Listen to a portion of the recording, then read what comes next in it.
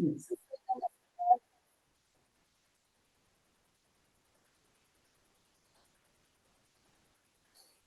Going to give it another couple seconds and let some people get on with this.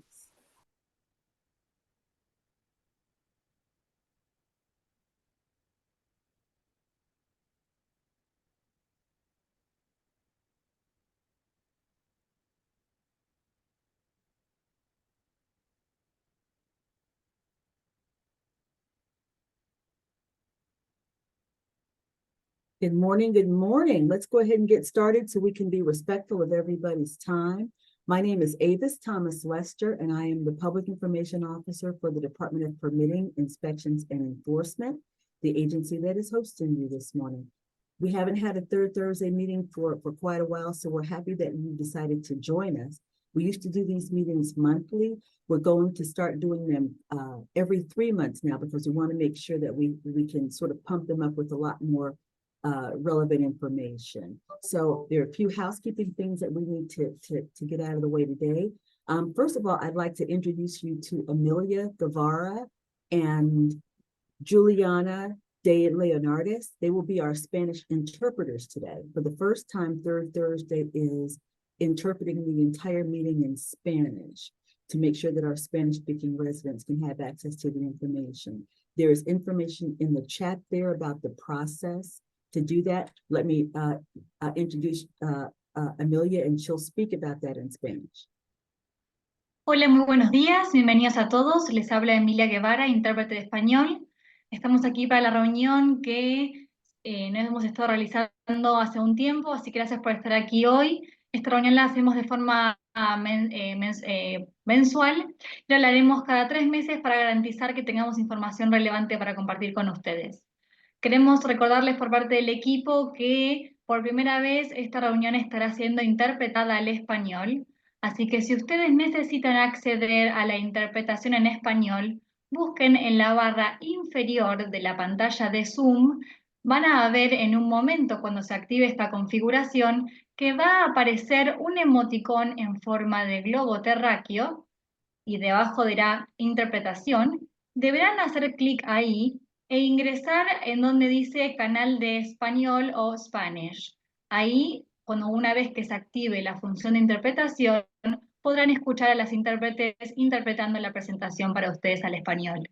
Cualquier cosa podrán ver estas mismas instrucciones en el chat. Muchas gracias. Tyler, would you please turn on the interpretation setting?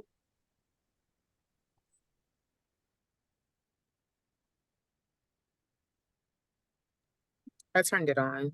Thank you very much.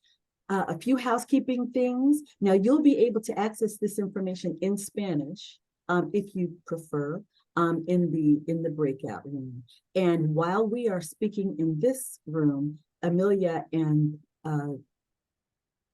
Juliana are translating in the other room. The exact content is being translated to our Spanish-speaking participants. So thank you very much for your patience. A few things. You should have been muted when you came on. If not, please mute yourself and remain muted until you're called upon to speak. If you have questions, please feel free to put those in the chat. We have DPIE experts on the call today who will be answering questions in the chat as we go through the presentation. If time allows, at the end, we'll also take questions from the floor.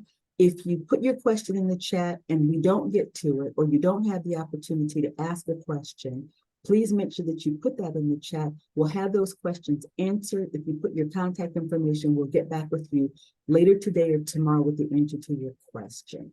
We'll also have this presentation posted on the DPIE website later today.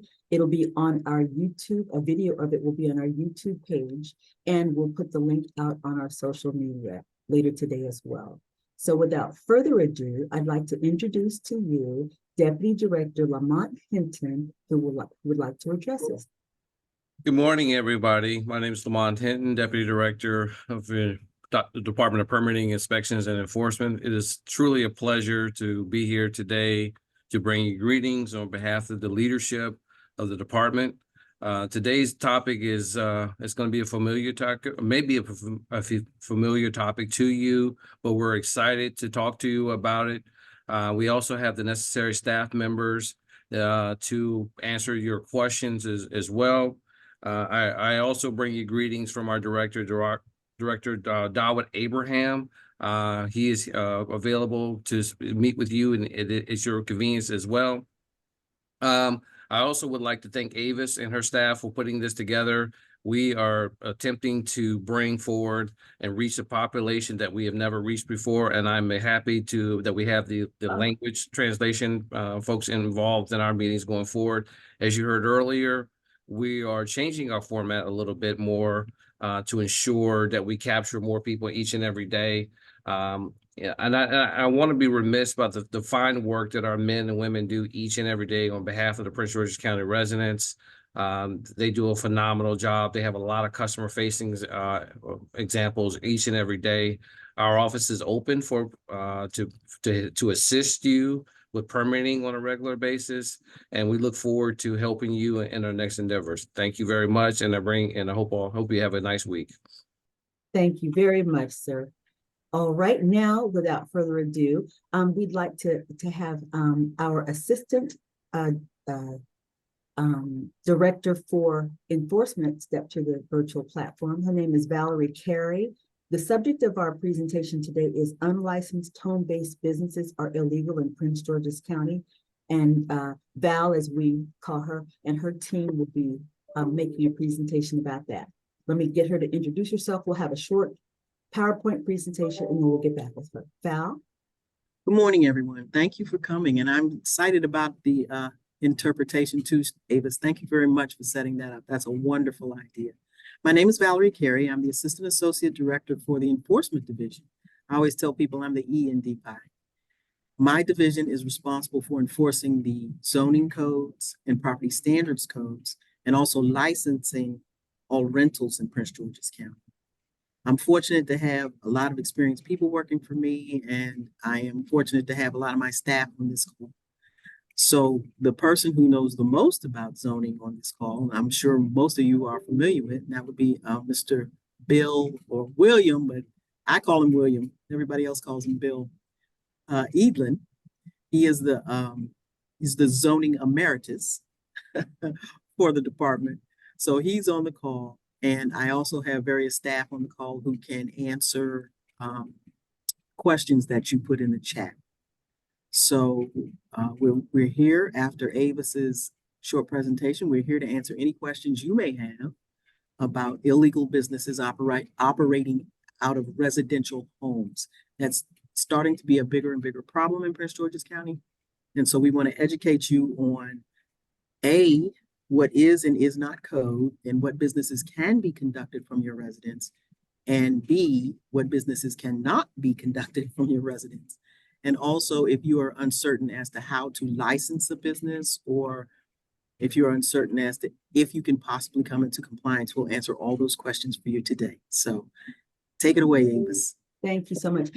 Bill, if you're on here, why don't we go out of order and let you say hello to everybody before we start the short presentation? Good morning, everyone. Bill Eatlin, Code Enforcement Officer with DPIE. We deal a lot with commercial and industrial properties and businesses on residential property. There is a process that's in place as far as investigating complaints, following through to see what permits have been obtained by the different parties that are involved. One of the most important things for us is for you all to let us know where the possible illegal businesses are located. You see these occurrences every day, usually sooner than what we do. One of the main things we need to have from you when making a complaint is the address of the complaint. We need that to check permits. We have to check permits in 2 different computer programs at this point. So we need a little bit of time to do that. But the best thing, please contact us. You can do it through 311.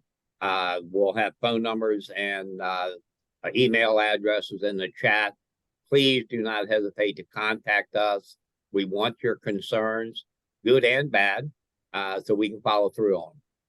So again, welcome. It's a pleasure being with you all today, and we look forward to helping you. Thank you very much. Tyler, could you go ahead and start our presentation?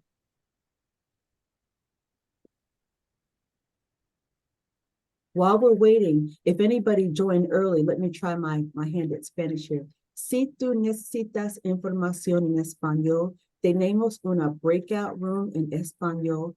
Tenemos información sobre él en el chat, por favor. Okay, next slide, please. This is a message from our director. Basically, Director Abraham encourages us every day to be aware in all areas of DPIE, even the people who aren't directly involved in code compliance. He just encourages all of us to be aware of the fact that so much of what we do involves code compliance. So you'll have access to this presentation. You can read his comments later. Next screen, please. This slide contains information about where you can reach everybody in DPIE, all the major forward-facing divisions. The directors, the associate directors' names and their contact information is there to allow you to reach out to them, as well as the contact information for our director, Dawud Abraham, Deputy Director Hinton, who you just spoke with, our new acting Deputy Director, Mary Giles, our senior advisor, Lori Paris, and just the general number there. Next slide, please. Can you go back one? Okay, next slide. Okay, I'm sorry. Okay, the enforcement division is Val's team, and she'll talk to you a little bit about what they do, but they're the ones who, like she said, put the E in DPIE. Next slide, please. When you get this slide, you might want to pay careful attention to this page. It talks about what constitutes a code violation. Val will touch on that, so I won't belabor it. But basically, DPIE enforces the code that was established by the county council. There are times that we get requests, for issues that people would like us to address that the team cannot address because they're not violations of the county code. So this will explain why we do what we do, and a little bit about how. Next slide, please. We have some frequent, so a lot of code violations. And so working with the enforcement team, we came up with a list of the most frequent ones. They'll be discussed today. Operating a business out of a residence, performing automotive work on a driveway or street, doing unpermitted residential or commercial construction, accumulating trash and dumping, parking commercial vehicles in driveways. Sometimes, some of them are legal and some of them are not, and they'll touch on that later today. Next slide, please. Parking vehicles on unpaved surfaces, failing to adequately maintain a property, allowing a property to fall into disrepair, accumulating junk on residential or commercial properties, and leaving abandoned properties untended, unsafe, and unsecured. Next slide, please. She's going to talk about home-based businesses and them being many of them being illegal, prohibited in Prince George's County. Any home-based businesses, any business that you operate at the place where you live. So some home businesses are allowed, but you have to have a license or a use and occupancy permit. So Bill, and then we'll talk about that more later. An example of an illegal business: running a cafe or restaurant out of your home. You can operate a barbershop or a hair salon with a use and occupancy permit that sort of spells out what you're allowed to do, but you may not operate a nail salon. And as Val and then will tell you later, it's not because anybody is trying to harass anybody. It's basically because they want to make sure that the county forefathers and foremothers who established these codes want to make sure that what we do in our homes is safe. Next slide, please. Here's more about the restaurants. They'll talk about that later. But some of the dangers that you face if you're running a restaurant out of your home is the equipment that you're using was designed for residential use, not commercial use, so it can cause a fire.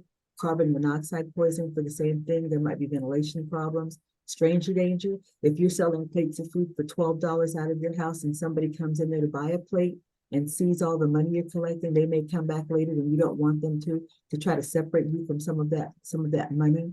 And also there's the possibility that you may bring vermin into your home because all that food can draw rats and roaches. Next slide.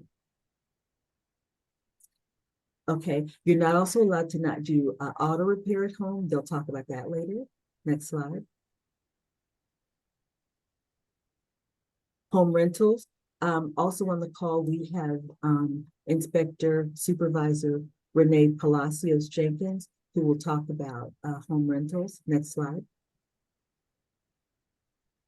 Vehicles in violation. We get a lot of phone calls about this. This slide, please take a look at it carefully. It'll talk about which vehicles are legal to have on your property, in your driveway, and on the street, and which ones are not. Next slide. For people who are interested in starting a business, if you're operating a business now that is not legal and you're interested in learning how you can try to secure property, commercial property, elsewhere to start your business, and any other questions you may have about the business permitting and licensing process, we have a business development section, wonderful team, and they can walk through the process with you, help answer your questions, and connect you with the appropriate contacts at DPIE to get everything permitted the way it should be. Next slide. We have a lot of information on social media. Our social media has just skyrocketed the amount of information that we're posting.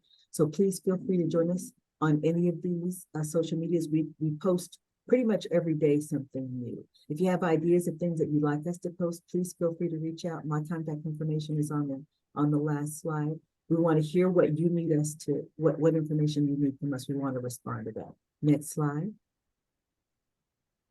We do ask that when you have an issue that you would like our folks to address, if you would first call PGC 311, that's the process that the county established to make sure that all complaints are appropriately logged and assigned and then tracked. They use that information to find out, the kind of issues that our residents are in need of assistance with. Next slide.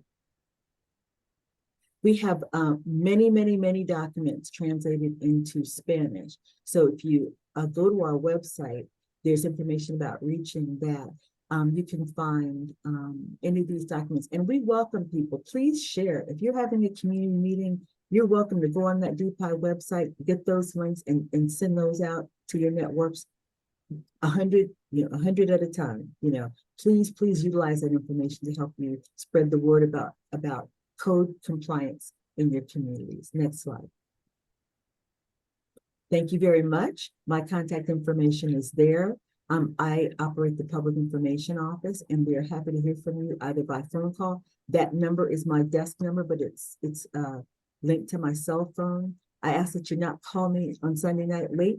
A lot of people like to do that, but we welcome your calls and emails, and we promise to get back to you. We try to get back to you within a day, not 48 hours. If something is urgent and you've called and you haven't gotten a call back, please feel free to call back again. Thank you so much. Now, thank you so much, Tyler. If we can have Miss Carrie step to the virtual platform, and she will do the rest of the meeting. Thank you so much, Avis. That was a nice presentation. Thank you. So what we like to have everybody understand is we're not anti-business. We do want you to this is the world of entrepreneurs. Everyone's on selling their wares on Amazon. These are not the things that we are talking about in this presentation. We're talking about people who are having customers come and go from their homes, running businesses that they're not licensed for, that are not permitted to be run from a residence. So if I would, I'll have Mr. Eland speak a little more about what it is you can do and what it is you cannot do from your residence. Bill, would you step up? Make sure I'm on mute. Yep, I'm on mute. Okay. Again, thank you, everyone. Pretty much in the county, to operate a business, you normally have to have a use and occupancy permit, And there's some businesses that also requires a business license or a something from the health department, certificates. There's a lot of process in checking a business, seeing what is there and what you need. But in the county, most counties have different processes. They have different regulations. So if you're coming from another county to Prince George's County, chances are what you've been used to will be different coming to us. We have a lot of agencies involved, health department, the fire department, liquor board. So if you're looking to start a business in Prince George's County, you usually need to start with parking planning. They can tell you what uses are permitted in the county.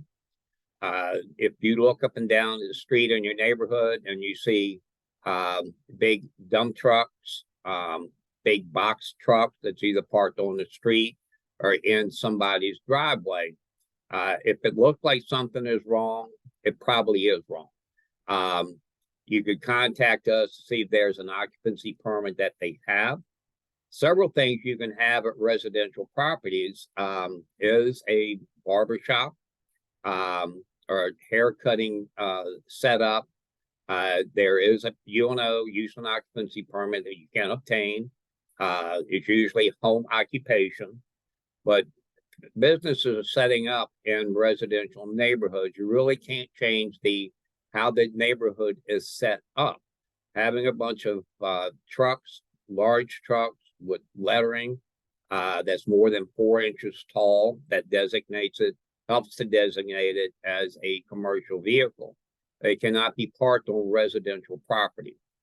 The county is working through a new zoning ordinance that was implemented April 2022. Is fully functional as of April 2024. There are some things where they've changed the regulations, and we have to look at that to confirm how the property is zoned, and it will designate what type of use you can have on the property. We enforce what parking planning approves. So if you're doing a business that's not listed as an approved use on that property and how it's zoned, you will be seeing us. We'll get complaints. We'll have somebody come out. But one general rule of thumb, if the complexion of the neighborhood is changing, I'm talking about the use of the property. If there's a bunch of cars being parked on the street, if there's large vehicle trucks, different shapes and sizes, vehicles with large lettering, those are things that is not permitted. Other things that we get a lot of complaints on is neighbors operating a garage type setup on the property. You can imagine if you're looking up and down the street, you have 3 or 4 cars that are wrecked in some way, dismantled in some way. Somebody's under the hood of the car, changing parts. Those things are not permitted. You cannot get an occupancy permit to do that. Those are violations of the code. There is a violation process that is in place. There's also a citation process that is in place. And once we get the complaint, either 311 or neighbors calling in to different locations or different agencies, we need to come out and investigate. And if it's there, it's a violation. A violation notice to be sent out.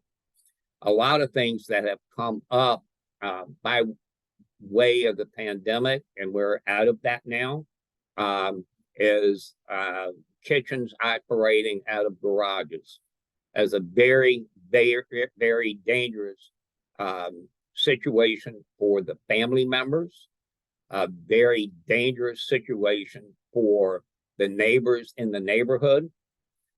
This creates a lot of traffic in and out of the neighborhood.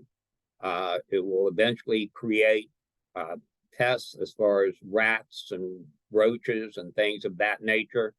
And you hear all the time about, somebody like with deep frying turkeys and stuff. You hear a lot of, it spills, garages blow up. It's a dangerous situation for everyone. No, you cannot operate a restaurant, a carryout out of residential property. Definitely changing the complexion of the neighborhood as far as how that neighborhood was approved for residential homes.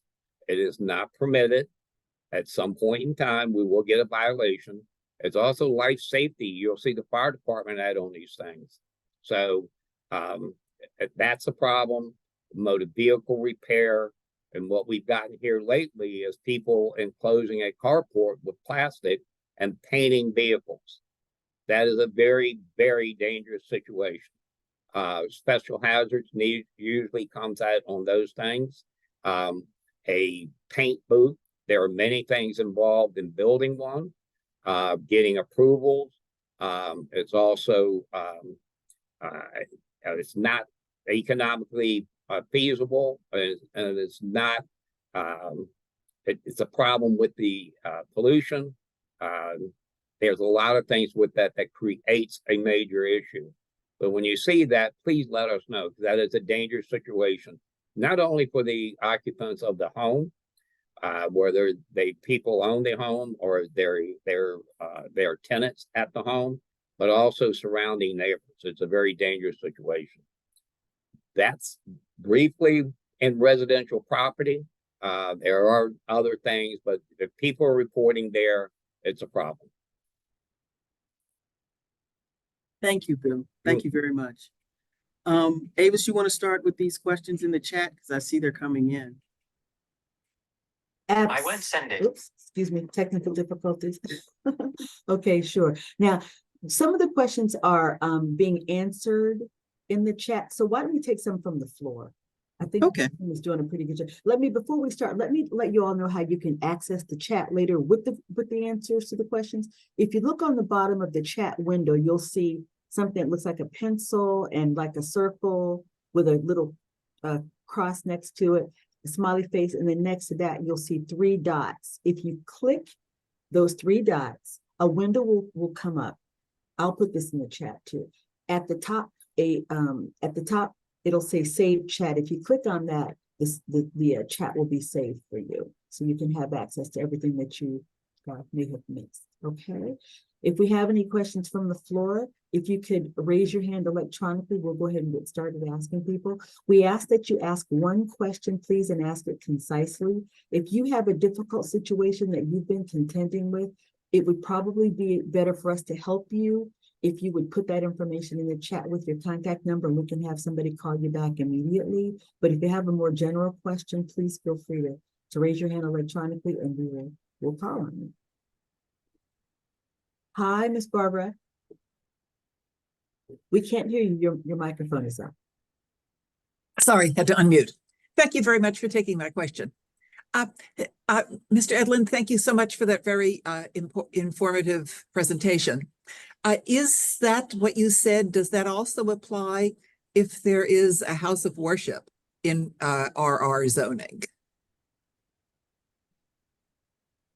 A couple of things with that, Bill Edlin, Code Enforcement Officer, DPIE.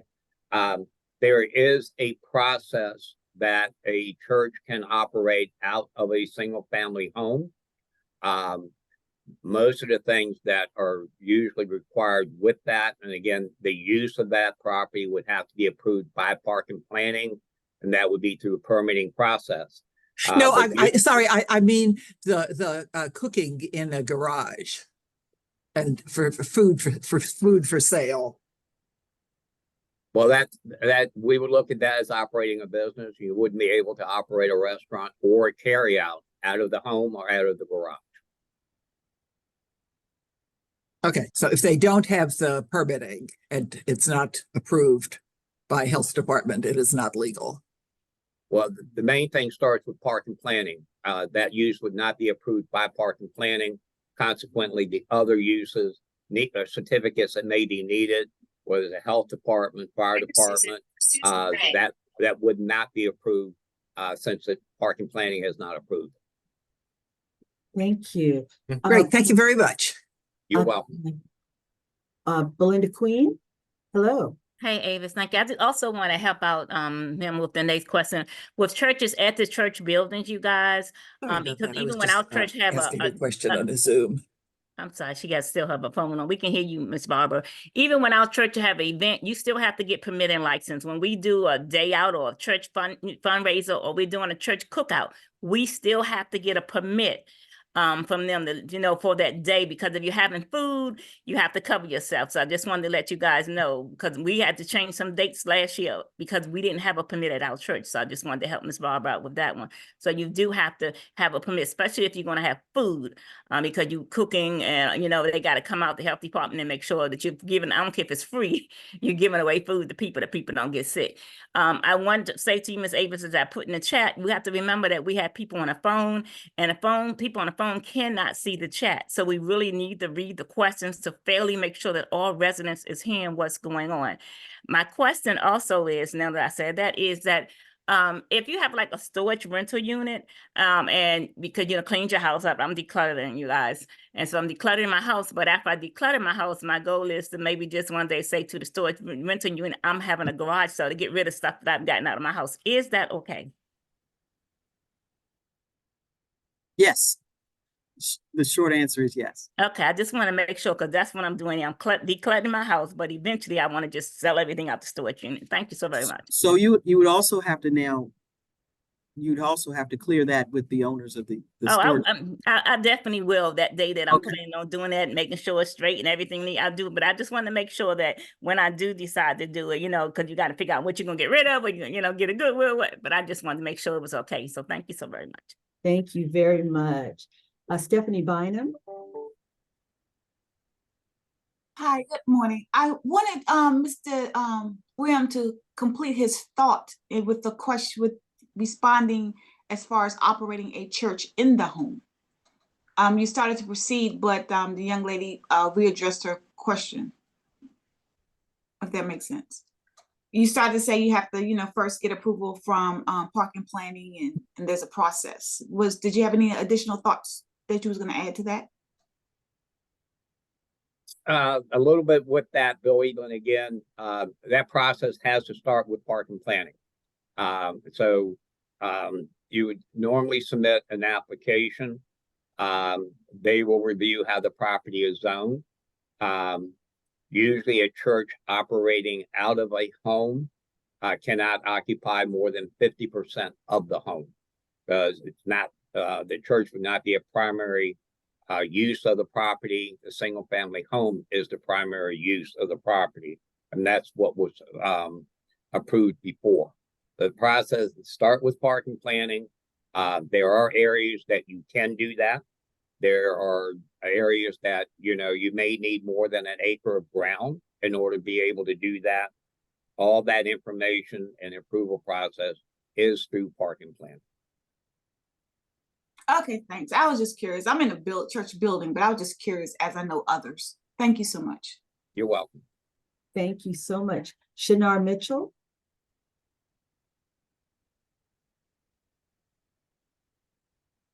Shinar Mitchell. Sorry about that.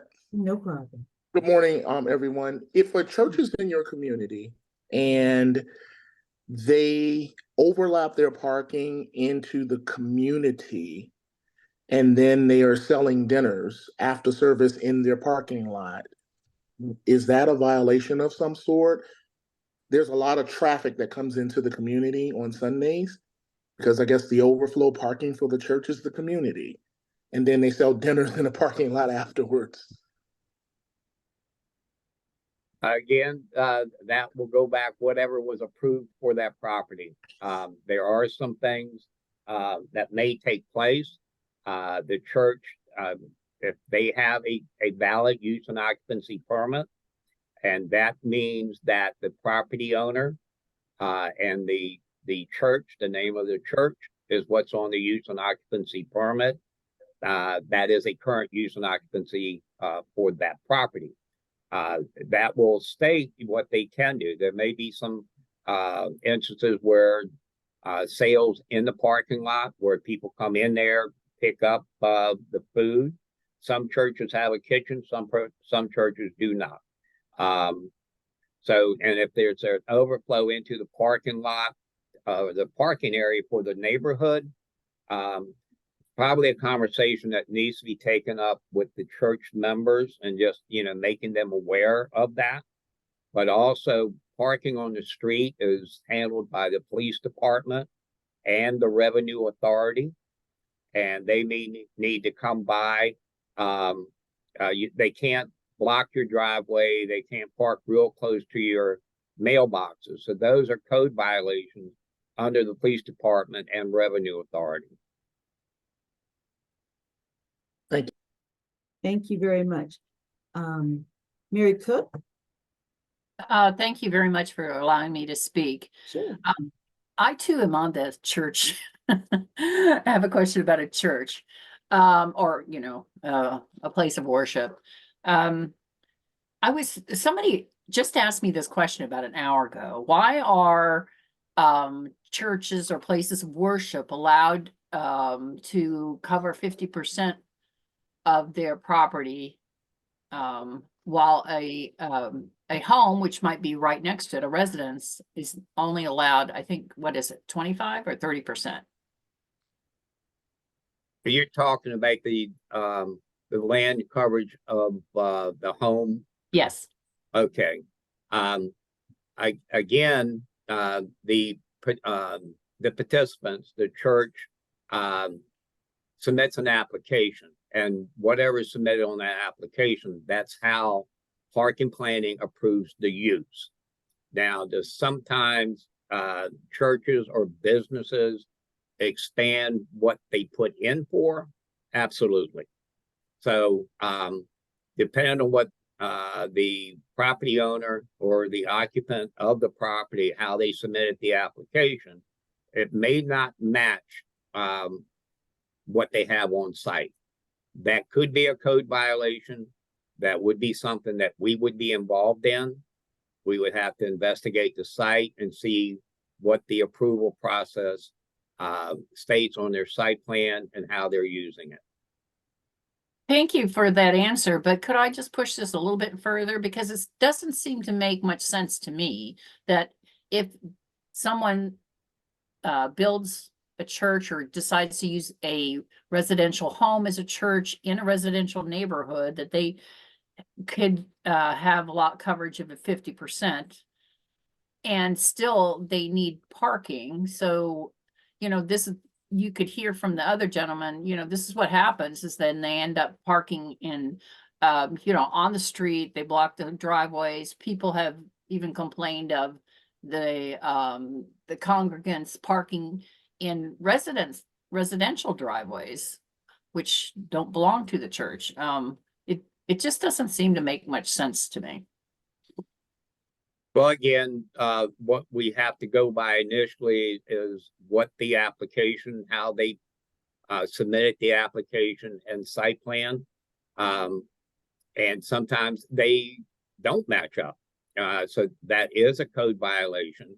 And when those things happen, we definitely need to hear from you.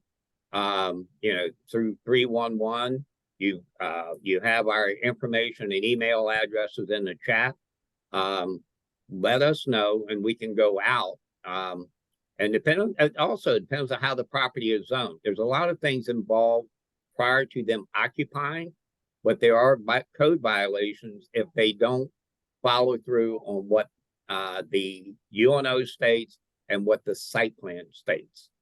But those could be code violations, yes. Thank you very much for the question. Samuel Waters. Good afternoon, everyone. So far, I found this to be very informative. Mr. Edlin, we've been in contact over a 3-year period because of the start-stop nature of the violators that I have living across the street from me. But one of my questions having to do with them is, who do I call on weekends? folks get savvy when they're breaking the law. Mhm. On the weekends, they've got a full-time, embroiled eatery here. Parking violations are going on. And I found that the Prince George's County Police, non-emergency response, they aren't too receptive. It's like they're not on board. They don't know what you're talking about. And they seem to minimize things even as far as blocked driveways or partially blocked driveways. So I'm seeing a little disparity that makes me feel a little desperate on weekends when these people know that they can get away with violations. What's the answer to that? Well, sir, several things with that. The police department has a non-emergency number that we can forward to you. When those concerns do come up, they could be possible zoning concerns. What I try and recommend to a lot of people, put the information to 311, send us an email of what the issues are. If the parking issues are on the weekend, we can help facilitate that concern by getting it to the right people that handle that.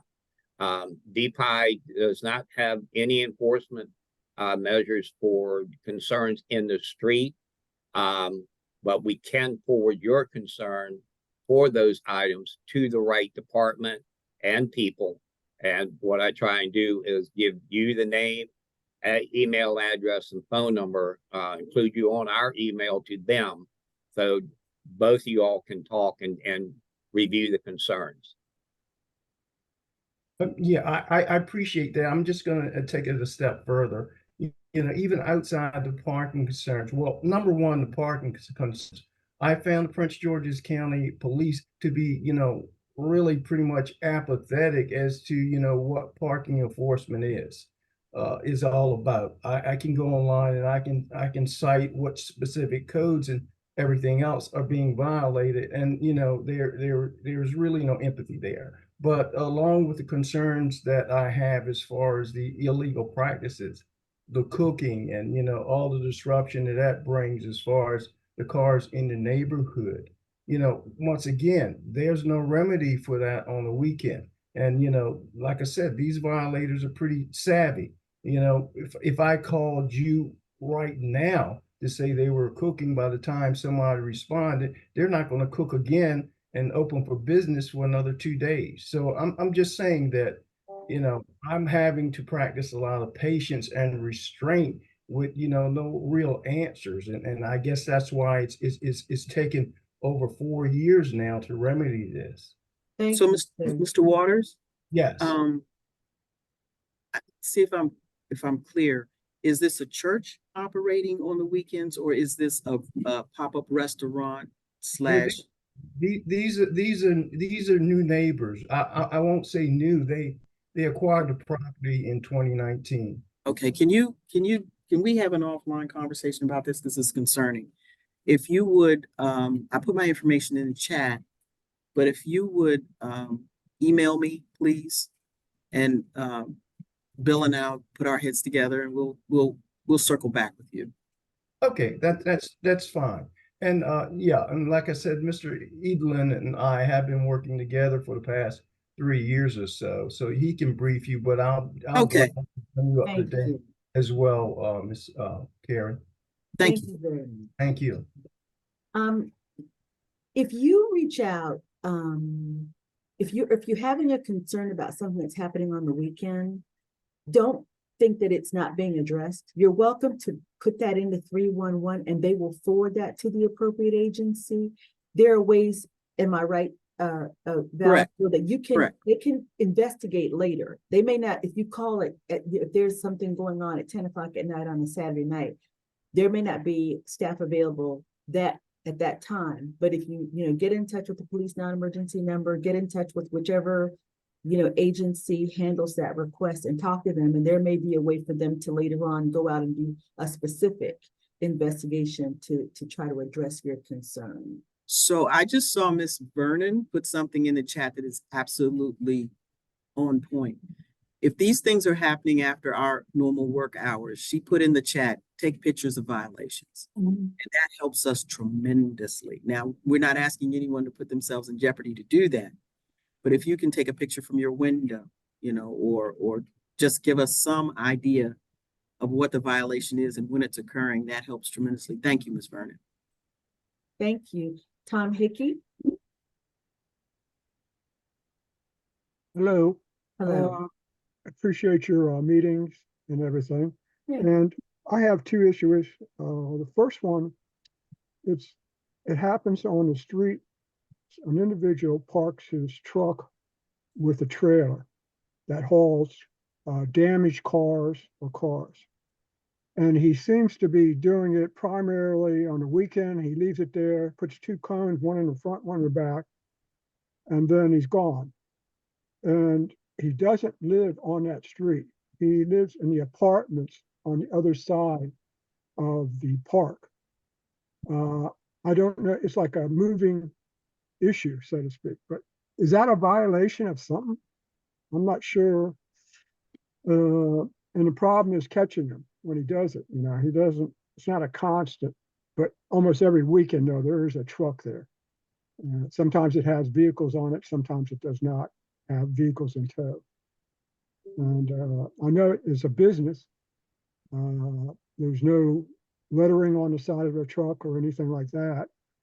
And sometimes the trucks are not in the best condition that are pulling these things. So can you put in the chat or either email us directly and tell me what street you're talking about? Okay, what I'll do is I'll email you both situations in regards to the streets and all that, so you can follow up on it. Thank you. The second one is on a street parallel to us. And what it is, it comes around a bend, a sort of curve. And what it is I've noticed this in the last year or so. It's a roofing company, basically. And they got double axle trucks. They used to park them on the street, and there's not that much room to get around it. But then what they did is eventually they moved the trucks half on the grass and half on the street. And now they're not there. But I guess the trash trailers that they keep for the roofing and stuff like that, that's where they park, in the driveway. And the driveway goes all the way back in the yard to the rear fence, straight shot. And it looks like a bunch of storage there. And when I was walking by another street, you could see from that angle, looks like he has roofing supplies back in the backyard too. And this has been going on for, I guess, quite a bit, a long time, really, like about a year and a half. So I know that has to be a violation of some sort, but is that something I would put again in the email? Yes, sir. Yes, sir. Okay. And a lot of times, this is a final one, was you mentioned weekends and all that. A lot of this stuff is happening after 5 o'clock at night, where they park their vehicles or whatever, or on the weekends. And I don't know if you guys are actually working on those, like most people, 9 to 5 type situations or whatever. But if that's the case, how do you approach that and resolve the issues on that?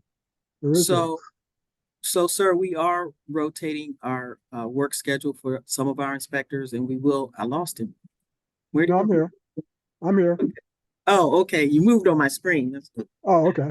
So we are adjusting our schedule for some of our inspectors shortly, and we will have inspectors out when daylight savings time comes. Okay.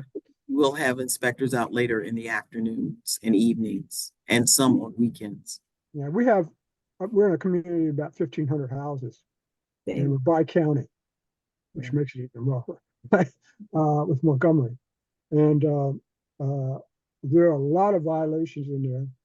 And a lot of times you could drive through the streets, but I guess unless somebody calls you, there's no way of finding out if I'm correct. So, but if you would just have one person drive through there, we had a couple of years ago, the parking authority. Excuse me, I am so sorry, sir. I do not want to cut you off. I can connect. Okay, no problem. Ms. Carey, and she can have an offline conversation with you and Inspector. Well, what I'll do is I'll email the addresses and go from there. Thanks, sir. I appreciate it. would But that be the feel- best way if we have situations that come up to Right. email you or call you up? Well, we would prefer you put it in 311 and then we would get it that way. Okay. But you are also free to email. We've had situations in both counties that we never get responses. So, but anyway, I'll follow with whatever the rules are. Thank you very much. Thank you. Have a good day. And so you're also always welcome to reach out to me, and then I can, get a status for you as far as the investigation. My information is in the chat as well. Thank you. Ms. Nolene Neal.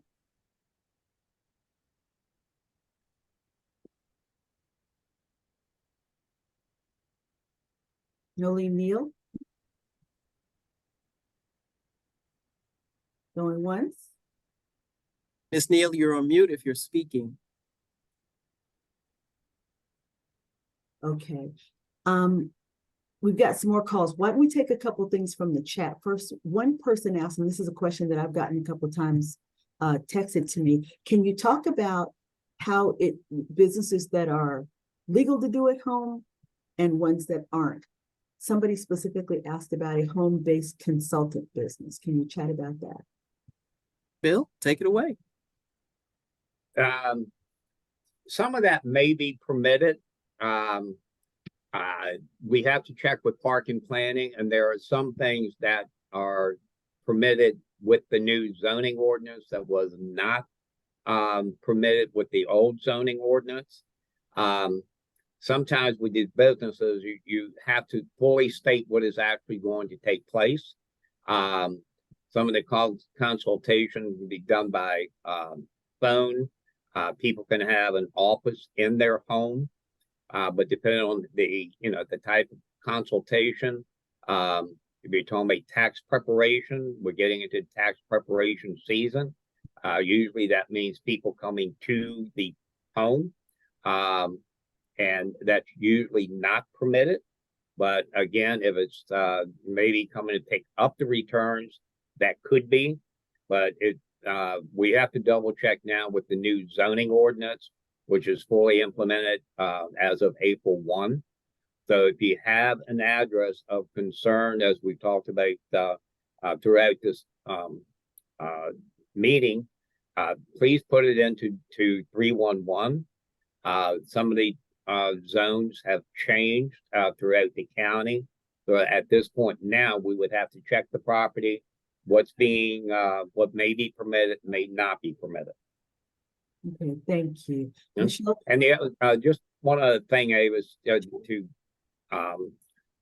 put an umbrella on some of these other concerns that have come up. If there is a home or a business that is a nuisance to the community, there is a process that you can go through. It's called nuisance abatement, that brings the owners and occupants of the property into a hearing. Again, you all see these concerns, sooner than we do. And especially that, these are happening, the events are happening in the evening time or the weekend. There is a process that we can get that in as far as them being a nuisance in the community. An agency has to bring that forth.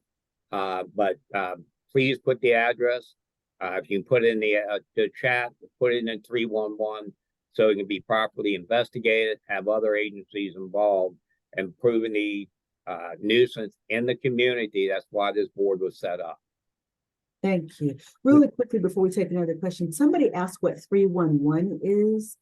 311 is the phone number.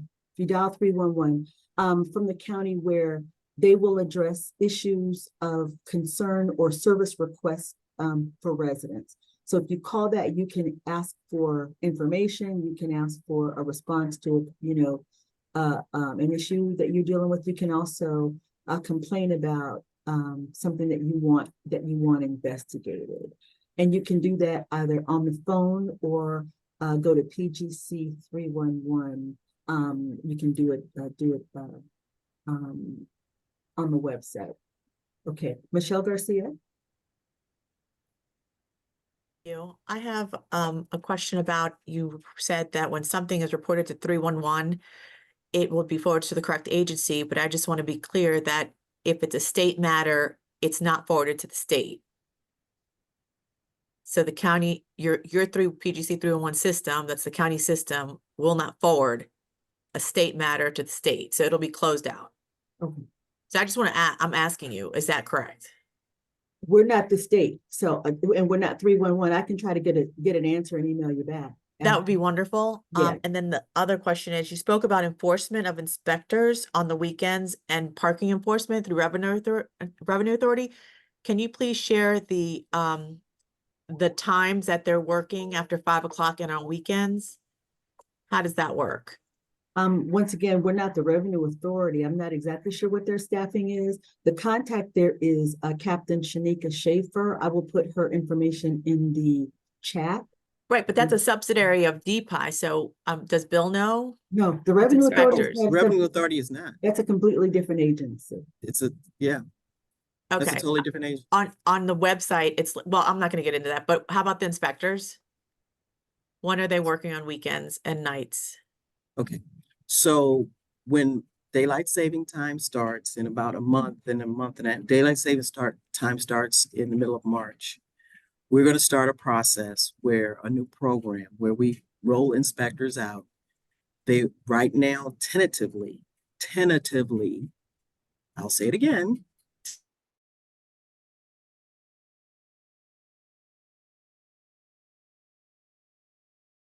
Start around 11 and they'll work till 7 in the evening. So that's just Monday through Friday or 7 days a week? You're going to have shifts? No, we will not have anyone out 7 days a week. Come in. We will have someone out on Saturday. Y'all going for the day? No, Not on Sunday. we're going over to, Ms. Okay, Dorsey, so can you 11 to mute yourself? 7, Monday through Saturday, and then No, yes, Monday through Saturday. I'm yes. just asking your hours. I'm not implying No, to no, no, actually yeah, have an yeah, no. inspector out But 6 I'm days a trying week.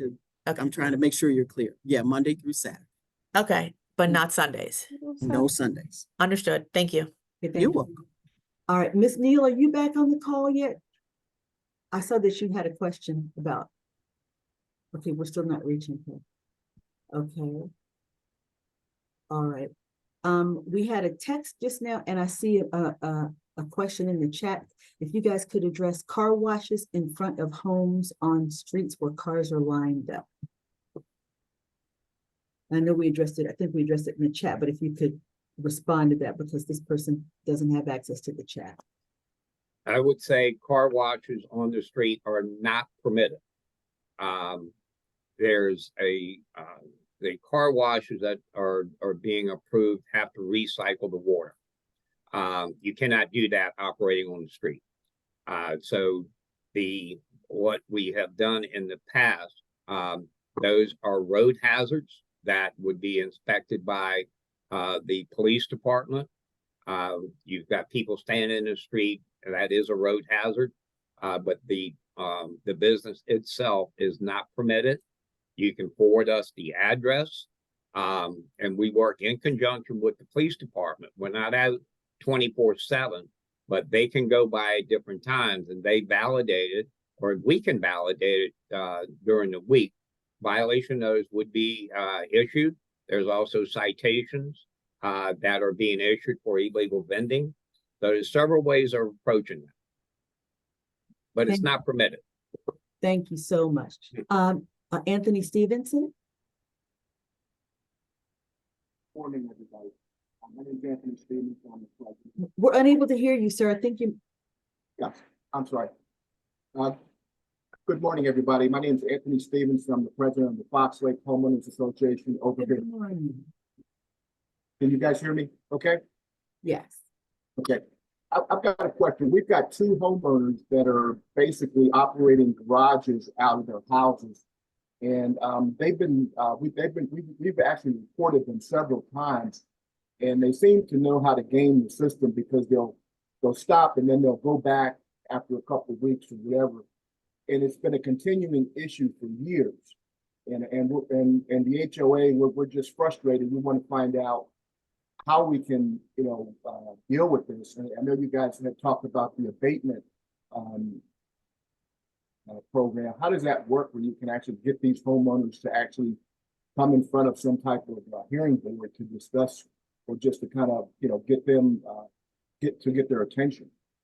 Because I mean, we reported them to 311, almost every quarter, one guy's selling automobiles, one guy's working on automobiles, and just recently they had the street blocked because one of the cars broke down, and it's just becoming a real hazard and a real problem to the community. Thank you. This will have to be our last question. If part of that with the nuisance abatement, how you bring them into a hearing, they are, a summons is posted for them to appear before the nuisance abatement board. It is an administrative hearing process. It's similar to a court process. There is a hearing that takes place. The defendants are summoned to the hearing. They present their information of what they're doing or not doing, but also the agency bringing the case to nuisance abatement. A lot of what happens with that, and it's very impactful to the board to hear from the neighbors, either in writing by letter to the board or also appearing before the board. The board will issue an order. The people are found to be in violation of that. They are issued $1,000 fine. If there are items that the storefront or something could be padlocked to cease operation, they can do that too. So it's a strong board. It requires both parties to be there. If the party that was summoned is not, the hearing will take place.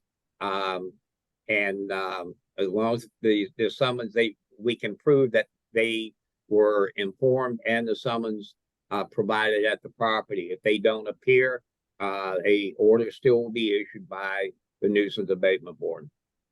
And where could I get more information as far as starting that process? You give us put in the chat your name, phone number, and an email address. Michelle Lyons is the head of the nuisance abatement board.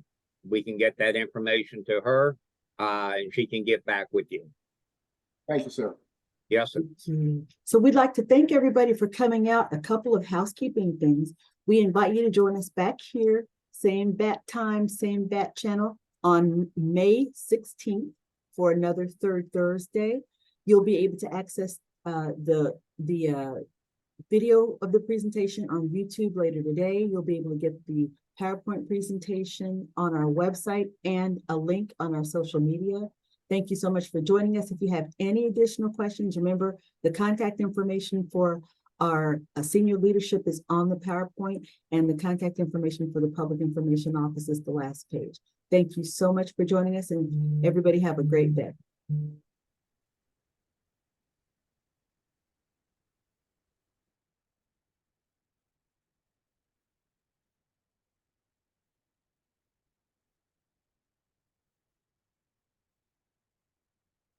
DPIE, one moment.